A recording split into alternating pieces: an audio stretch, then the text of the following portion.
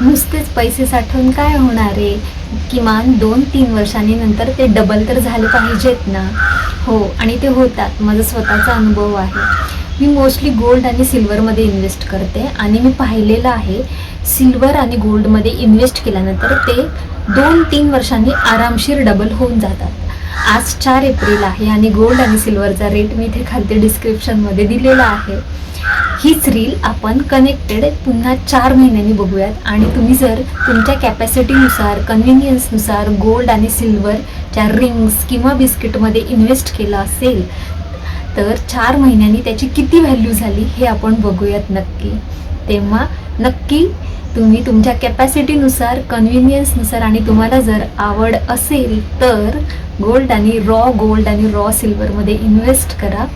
आणि आपण पुढच्या रीलमध्ये पाहूयात की त्यांची व्हॅल्यू किती झाली आहे.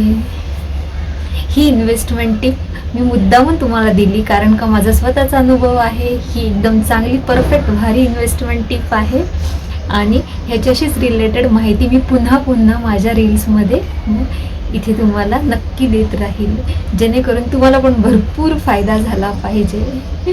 बाय.